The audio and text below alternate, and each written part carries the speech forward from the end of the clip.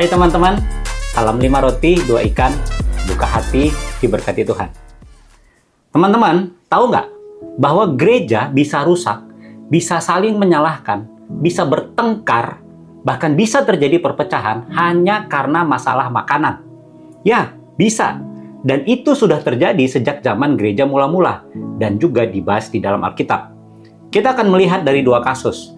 Yang pertama, apa yang terjadi di jemaat Roma, dan yang kedua, apa yang terjadi di jemaat Korintus. Kita yang kuat wajib menanggung kelemahan orang yang tidak kuat, dan jangan kita mencari kesenangan kita sendiri. Teman-teman, di Roma 15 ayat 1, Paulus menyebut ada 2 kelompok orang, yaitu orang yang kuat dan orang yang lemah. Apa maksudnya? Teman-teman, saat itu ada perdebatan atau perselisihan di jemaat Roma mengenai makanan. Siapa yang berselisih? Mayoritas penafsir mengatakan bahwa kemungkinan besar yang berselisih adalah orang percaya Yahudi, orang percaya yang mempunyai latar belakang Yahudi, dan kemudian orang percaya non-Yahudi. Jadi orang Kristen Yahudi dan orang Kristen non-Yahudi, itu yang berselisih. Masalahnya apa? Yang seorang yakin bahwa ia boleh makan segala jenis makanan, tetapi orang yang lemah imannya hanya makan sayur-sayuran saja. Jadi ada orang-orang yang hanya mau makan sayuran saja, tidak mau makan daging. Tapi ada juga orang-orang yang memakan semuanya, mau makan sayur, mau makan daging, mereka makan semuanya. Mengapa ada banyak jemaat yang tidak mau makan daging dan hanya mau makan sayuran saja? Kemungkinan besar mereka tidak mau makan daging karena daging yang tersedia di pasaran menurut mereka adalah daging-daging yang haram. Ya, jadi daging-daging yang tidak boleh dimakan. Ingat teman-teman, mereka adalah orang Kristen yang berada di Roma, bukan di daerah Israel. Dan mereka yang tidak mau makan daging haram itu kemungkinan besar adalah orang percaya Yahudi. Nah, sekarang mari kita lihat sebentar larangan tentang makanan yang ada di Perjanjian Lama. Segala yang bergerak, yang hidup akan menjadi makananmu. Aku telah memberikan semuanya itu kepadamu seperti juga tumbuh-tumbuhan hijau. Di zaman Nuh, semua binatang boleh dimakan. Tapi di zaman Musa, banyak sekali aturan tentang mana binatang yang boleh dimakan dan mana yang haram. Lalu Tuhan berfirman kepada Musa dan Harun, katanya kepada mereka, katakanlah kepada orang Israel begini, inilah binatang-binatang yang boleh kamu makan dari segala binatang berkaki 4 yang ada di atas bumi. Setiap binatang yang berkuku belah, yaitu yang kukunya bersela panjang dan yang memamah biak, boleh kamu makan. Tetapi inilah yang tidak boleh kamu makan dari yang memamah biak atau dari yang berkuku belah. Unta, karena memang memamah biak, tetapi tidak berkuku belah. Haram itu bagimu. Nanti, teman-teman, di ayat-ayat selanjutnya, ada jenis-jenis binatang lain yang juga tidak boleh dimakan. Pertanyaannya, kenapa dilarang? Bukankah di zaman Nuh semua boleh dimakan? Tetapi mengapa di zaman Musa Allah membatasi apa yang boleh dimakan dan apa yang tidak boleh dimakan? Apa tujuannya Allah melarang beberapa jenis makanan untuk dimakan? Ada 2 tujuan besar. Yang pertama, supaya orang Israel paham bahwa Allah berhak untuk mengatur mereka. Jadi, makanan itu sendiri tidak bermasalah pada dirinya sendiri. Tapi memang tidak boleh dimakan. Kenapa? Karena Allah melarangnya untuk dimakan. Titik. Itu saja. Jadi Allah sedang mendidik Israel untuk taat kepadanya. Yang kedua, agar bangsa Israel bisa menjaga identitas mereka di tengah-tengah bangsa-bangsa lain. Dengan tidak boleh makan makanan yang biasa dimakan oleh bangsa-bangsa di sekitar mereka, mereka jadi tahu bahwa mereka berbeda. Mereka boleh makan semua, kami nggak boleh. Dan karena mereka tidak boleh makan makanan yang biasa dimakan bangsa-bangsa itu, maka itu juga membuat mereka sulit untuk berbaur dengan bangsa-bangsa di sekitar mereka. Mengapa Israel tidak boleh berbaur dengan mereka? Karena kalau orang Israel berbaur dengan bangsa-bangsa di sekitarnya, maka mereka akan terpengaruh dengan cara hidup bangsa-bangsa itu. Bahkan iman orang Israel bisa terpengaruh dengan iman-iman penyembah berhala, sehingga mereka nanti menjadi terpengaruh dan menyembah berhala yang disembah oleh bangsa-bangsa asing itu. Karena itulah nenek moyang mereka Abraham ditarik Allah dari Ur Kasdim, agar tidak terus berada di dalam pengaruh penyembahan berhala di sana. Abraham harus ditarik dan diasingkan agar dia bisa fokus mengenal Allah yang benar. Demikian juga Israel harus berbeda, agar mereka bisa fokus untuk mengenal Allah yang benar dan bisa menjadi bangsa pilihan Allah yang berkenan di hadapan Allah. Tujuan yang ketiga, dan ini tujuan yang paling penting. Allah ingin menekankan dan mengajarkan Israel satu konsep, yaitu orang tidak bisa datang kepada Allah tanpa ada kekudusan. Orang tidak boleh sembarangan datang kepada Allah. Bahkan makanan mereka pun harus dijaga. Tidak boleh makan makanan yang haram agar mereka bisa datang dan layak di hadapan Allah, bisa layak beribadah kepada Allah. Itu tujuan yang ketiga. Nah, komunitas orang-orang percaya Yahudi yang ada di Roma tidak mau memakan daging-daging yang haram yang tersedia di pasar-pasar. Mereka masih memegang teguh apa yang diajarkan Musa ini. Dan karena daging yang halal tidak ada di pasaran, akhirnya mereka memutuskan untuk makan sayur-sayuran saja. Nah, teman-teman, kemungkinan besar inilah yang menjadi latar belakang dari Roma 14 ayat 1 tadi. Tapi sebaliknya, orang-orang percaya yang non-Yahudi merasa tidak ada masalah makan makanan yang ada di pasaran, karena memang latar belakang mereka bukan orang Yahudi. Jadi mereka tidak terganggu dengan tradisi larangan makan daging haram. Lalu, siapakah yang lemah dan siapakah yang kuat yang dimaksud Paulus? Yang lemah adalah orang-orang percaya Yahudi, dan yang kuat adalah orang-orang percaya non-Yahudi. Kok bisa seperti itu? Saat Tuhan Yesus mati di kayu salib, maka dia sudah menggenapi semua tuntutan hukum Taurat. Hukum Taurat menuntut manusia untuk kudus di hadapan Allah agar bisa datang kepadanya. Dan tuntutan itu, teman-teman, tidak pernah bisa dipenuhi oleh manusia karena kita selalu berdosa. Tapi kematian Tuhan Yesus di kayu salib menanggung semua dosa-dosa kita. Saat Tuhan Yesus mengatakan sudah selesai, tetelestai, artinya kita sudah dikuduskan, kita sudah dibenarkan di dalam kematian dan kebangkitan Tuhan Yesus. Nah, karena kita sudah dikuduskan Tuhan Yesus di kayu salib, kita sekarang bisa datang ke hadapan Allah. Itulah sebabnya di perjanjian baru tidak ada lagi makanan yang diharamkan. Karena semua yang diciptakan Allah itu baik dan suatu pun tidak ada yang haram jika diterima dengan ucapan syukur. Sebab semuanya itu dikuduskan oleh firman Allah dan oleh doa. Tapi orang-orang percaya Yahudi yang ada di Roma menganggap mereka masih perlu menjaga kekudusan dalam hal makanan untuk menunjukkan iman dan ketaatan mereka kepada Allah. Mereka masih sulit melepaskan tradisi dan ajaran yang sudah mendarah daging selama ratusan tahun itu. Ajaran dari nenek moyang mereka itu. Mereka sulit sekali melepaskannya, teman-teman. Mereka tetap merasa orang percaya, orang Kristen tidak boleh makan makanan yang haram dan dilarang di perjanjian lama. Tapi itu berarti mereka menganggap pengorbanan Yesus untuk menguduskan mereka masih kurang. Tidak cukup.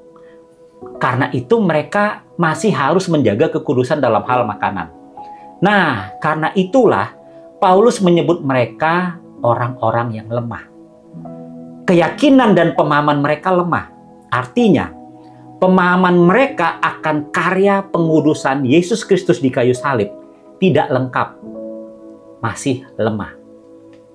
Di satu sisi, gampang saja bagi orang-orang percaya non-Yahudi untuk menerima bahwa tidak ada batasan dalam hal makanan. Kenapa? Karena memang sejak dari nenek moyang mereka tidak ada batasan dalam hal makanan.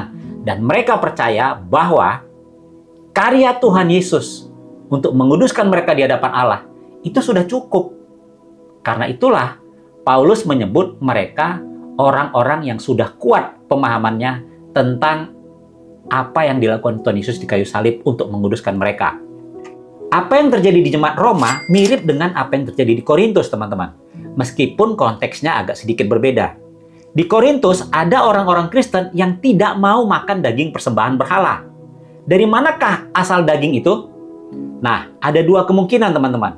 Yang pertama, daging persembahan berhala yang sudah dipersembahkan kepada dewa-dewi lalu dijual di pasaran. Nah, bagi mereka, Ini tidak boleh dimakan karena sudah dipersembahkan kepada dewa-dewi. Atau yang kedua, daging persembahan berhala yang langsung dimasak, dihidangkan, dan dimakan di dalam kuil-kuil itu, teman-teman. Jadi yang kedua ini memang agak lebih berat lagi ya unsur haramnya. Daging persembahan berhala dimasak di kuil dan dihidangkan di kuil-kuil. Tapi teman-teman, waktu itu kuil-kuil itu tidak hanya berfungsi sebagai tempat penyembahan, tempat kegiatan ritual agama. Kuil-kuil itu dalam beberapa kesempatan bisa berfungsi sebagai tempat pertemuan sosial. Jadi ada pertemuan-pertemuan sosial masyarakat dan diundanglah orang-orang percaya untuk datang ke sana, orang-orang Kristen. Yang menjadi perdebatan adalah apakah orang Kristen, orang percaya, boleh memakan makanan yang sudah dipersembahkan kepada dewa-dewi berhala itu? Kalau menurut teman-teman bagaimana? Silahkan pause sebentar videonya dan coba teman-teman pikirkan, boleh atau tidak? Mengapa orang-orang di Korintus mempermasalahkan hal ini? Karena banyak di antara mereka yang masih percaya jika mereka memakan daging itu, maka itu berarti mereka masih terikat kepada dewa-dewi itu. Atau kalau mereka makan, maka dewa-dewi berhala itu masih bisa mencelakakan mereka, masih punya kuasa untuk mengganggu hidup mereka. Nah, itu yang membuat mereka tidak mau makan daging itu.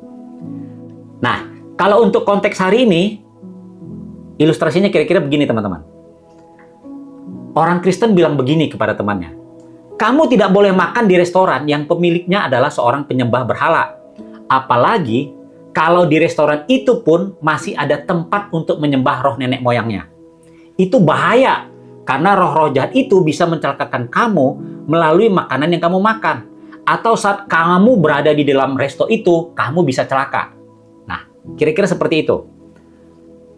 Pertanyaan saya, loh, sudah percaya Tuhan Yesus, kok masih percaya roh jahat bisa mencelakakan kamu? Bukankah itu salah besar? Jadi, di dalam konteks 1 Korintus 8, Paulus menyebut orang-orang yang seperti ini lemah. Karena mereka masih percaya bahwa ada dewa-dewi yang bisa mencelakakan mereka. Mereka masih bisa percaya di luar sana ada roh-roh yang disebut orang Allah, dalam tanda petik, bisa mencelakakan hidup orang-orang Kristen. Paulus mengatakan orang seperti ini lemah. Tapi bagi orang Kristen yang kuat, tidak ada masalah saat makan daging persembahan berhala. Karena mereka yakin hanya ada satu Allah yang hidup dan berkuasa, yaitu Yesus Kristus. Mereka tidak takut karena mereka percaya kuasa Kristus akan melindungi mereka. Mereka benar-benar yakin bahwa kuasa Tuhan Yesus melampaui semua kuasa-kuasa roh-roh yang ada di alam semesta ini.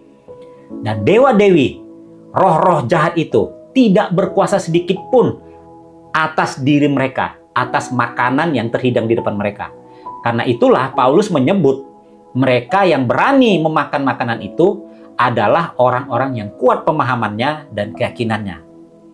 Jadi orang-orang yang tidak mau memakan karena takut atas pengaruh dewa-dewi itu disebut yang lemah, dan orang-orang yang berani memakan itu disebut orang-orang yang kuat.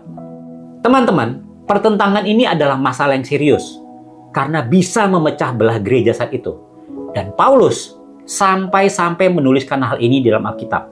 Dan Paulus menyarankan satu solusi. Apa solusinya?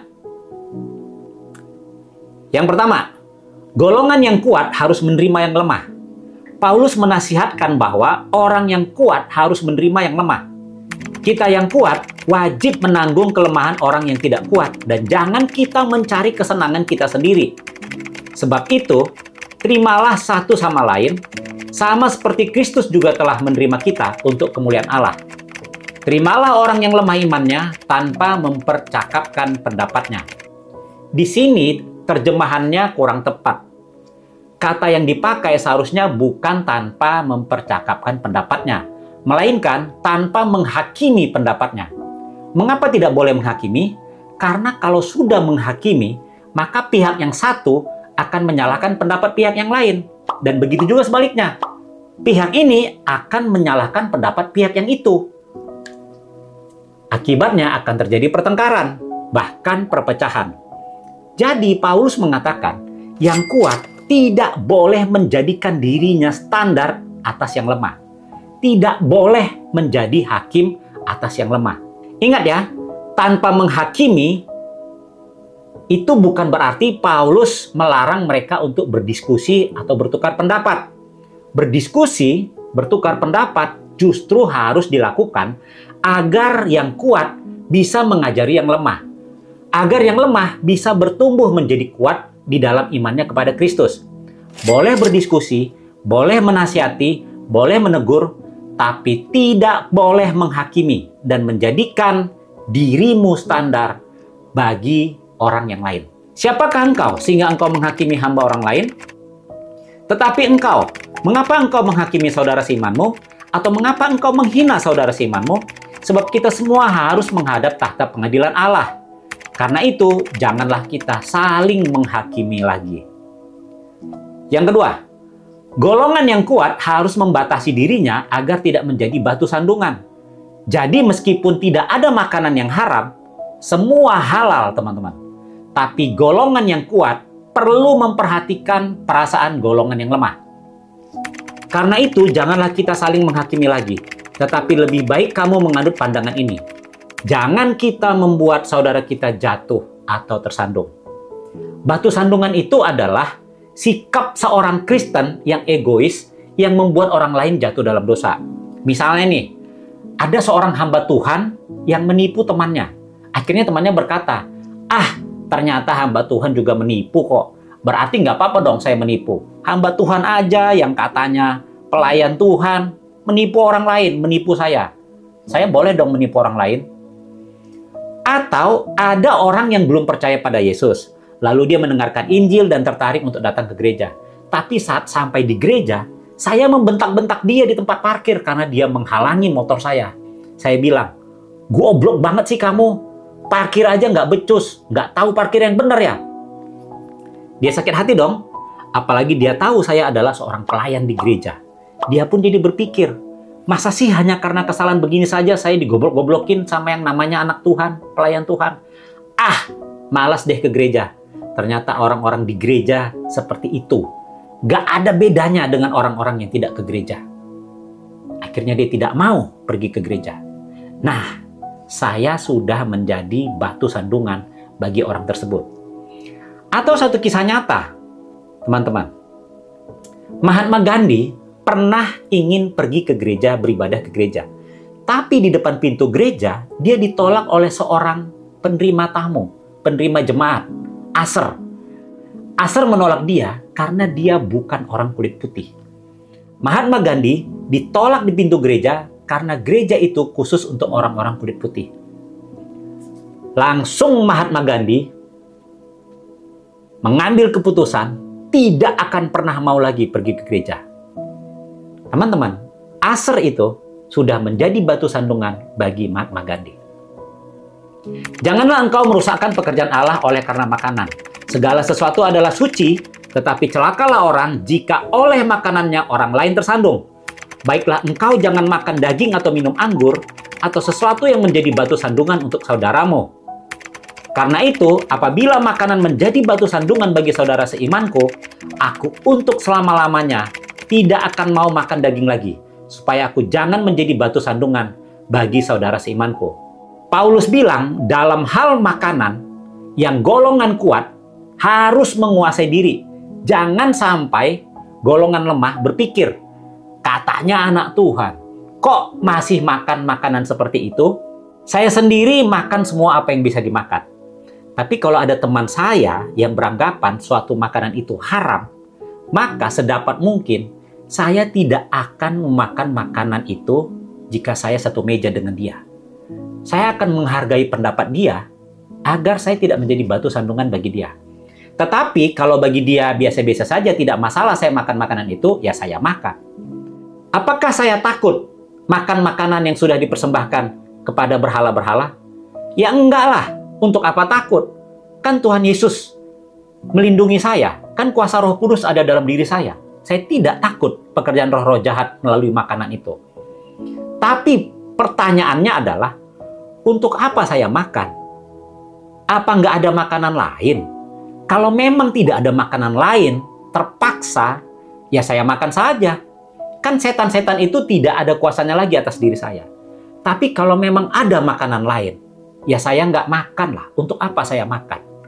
Supaya orang lain jangan tersandung karena perbuatan saya.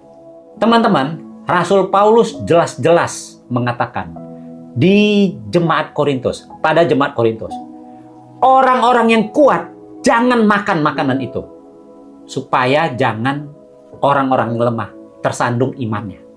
Jadi, Paulus meminta orang-orang yang kuat melepaskan hak mereka untuk menikmati apa yang sebenarnya tidak salah untuk dimakan. Orang-orang kuat di Korintus dilarang makan daging persembahan berhala agar orang-orang yang lemah jangan tersandung. Sementara orang-orang di Roma diminta untuk menerima pendapat orang-orang yang lemah dan tidak menghakimi mereka. Prinsip ini bukan hanya mengenai makanan saja ya, tapi dalam segala hal. Jangan membuat saudara-saudara kita tersandung di dalam imannya. Dalam berbisnis, di dunia kerja, saat sedang kuliah, di lapangan olahraga, di segala situasi dan kondisi, dalam perkataan dan perbuatan. Bahkan di dalam hal berdoa, beribadah, menaikkan pujian. Bahkan di dalam saat kita berkhotbah. Jangan sampai itu jadi batu sandungan bagi orang-orang yang lemah. Kita diminta Allah, jangan sampai jadi batu sandungan. Akhir-akhir ini saya lumayan sering mengikuti diskusi-diskusi di TikTok ya. Ada orang-orang yang merasa dirinya lebih pintar dari orang lain, lebih banyak tahu tentang teologi dari orang lain, lalu membawa denominasi-denominasi tertentu atau aliran-aliran teologi tertentu. Lalu di dalam komal-komal itu, di dalam ruang publik itu, mereka menghina, mereka menjelek-jelekkan denominasi yang lain, aliran teologi yang lain. Tolong, renungkan bagian ini. Kalau Anda merasa diri Anda lebih pintar, nyatakan dengan cara yang lebih sopan. Dan jangan menghina orang lain, jangan menghakimi orang lain, apalagi itu sesama tubuh Kristus, sesama orang percaya. Jadi teman-teman, jangan sampai tindakan kita, cara hidup kita membuat orang lain tersandung. Yang ketiga, tanggung jawab untuk memberikan pemahaman. Artinya, yang kuat harus terima dulu mereka dalam keterbatasan pemahamannya. Dengan harapan, nanti mereka yang lemah bisa bertumbuh saat mereka bergaul, saat mereka berdiskusi dengan golongan yang kuat. Setiap orang di antara kita harus mencari kesenangan sesama kita demi kebaikannya untuk membangunnya. Ingat, tanggung jawab ada pada yang kuat, bukan pada yang lemah. Yang kuat harus mengalah, harus menerima yang lemah, supaya mereka jangan tersandung, supaya mereka jangan jatuh, supaya mereka mau berdiskusi dengan yang kuat, dan akhirnya iman dan pemahaman mereka bertumbuh dan semakin dewasa dan kuat. Keempat, saling melengkapi. Perbedaan latar belakang itu justru bisa menolong kita untuk bisa menghayati dan saling melengkapi dalam pemahaman akan Injil. Jadi teman-teman, saya itu punya seorang teman yang sangat baik di dalam pemahamannya mengenai free will, kehendak bebas manusia. Sementara saya sangat kuat memegang kedaulatan Allah, bahwa Allah menetapkan segala sesuatu. Kami itu berdiskusinya itu sangat keras gitu teman-teman ya. Masing-masing menyatakan pendapatnya. Dan itu bukan hanya terjadi sekali atau dua kali, berkali-kali, sering sekali kami berdiskusi. Nah, setelah kami berdiskusi berkali-kali, saya dan dia justru menemukan pemahaman yang lebih baik untuk kedua-duanya. Kami merasa pemahaman kami itu jadi lebih komplit dibanding kalau saya hanya pegang pendapat saya, dia pegang pendapat dia. Kami berhasil bertumbuh bersama-sama. Saya merasa pemahaman saya tentang kedaulatan Allah dan kehendak bebas manusia itu menjadi lebih lengkap setelah berdiskusi keras dengan dia. Itu adalah salah satu bentuk saling melengkapi yang saya alami, teman-teman. Nah, saya juga pernah bertanya kepada Profesor Joseph Tong ya. Pak, mengapa Tuhan izinkan John Wesley dan John Calvin berbeda di dalam memahami penginjilan dan keselamatan. Padahal keduanya adalah tokoh penginjilan, tokoh kebangunan. Dan kita percaya kedua-duanya sama-sama dipimpin dan dipenuhi Roh Kudus. Tetapi mengapa mereka memiliki pandangan yang berbeda? Mereka menafsirkan ayat Alkitab itu secara berbeda. Lalu beliau menjawab, ya. Jawabannya itu cukup filosofis dan saya tidak ingat lagi persisnya, tapi yang saya ingat kira-kira seperti ini, teman-teman. Beliau menjawab, agar tidak ada yang bisa mengklaim pemilik kebenaran yang mutlak. Jadi, ada kebenaran di sebelah sana dan ada kebenaran di sebelah sini. Dua-duanya bisa melihat kebenaran itu. Ada kebenaran di sana, ada juga kebenaran pada kita, gitu ya. Jadi, mereka bisa saling menghargai dan terus berkomunikasi, saling melengkapi. Yang kelima, Paulus menyuruh golongan yang kuat dan yang lemah sama-sama introspeksi diri. Perintah di atas memang lebih banyak kepada golongan yang kuat. Ya iyalah, namanya juga lebih kuat, harusnya lebih dewasa dan lebih banyak dituntut oleh Tuhan. Tapi ada juga satu ayat yang menegur kedua golongan itu. Siapa yang makan, janganlah menghina orang yang tidak makan. Dan siapa yang tidak makan, janganlah menghakimi orang yang makan. Sebab Allah telah menerima orang itu. Lihat teman-teman, yang satu menghakimi, yang satu menghina. Jadi kedua golongan itu sama-sama salah. Paulus mengatakan, stop saling merendahkan, stop saling menghina. Kalian ini sesama tubuh Kristus. Tidak boleh saling merendahkan, saling menghakimi, saling menghina. Yang keenam, mengalah demi pemberitaan Injil. Paulus mengatakan bahwa demi pemberitaan Injil, seringkali kita harus menyangkal diri kita dan memiliki cara hidup seperti orang yang akan kita injili. Demikianlah bagi orang Yahudi, aku menjadi seperti orang Yahudi, supaya aku memenangkan orang-orang Yahudi. Bagi orang-orang yang hidup di bawah hukum Taurat, aku menjadi seperti orang yang hidup di bawah hukum Taurat.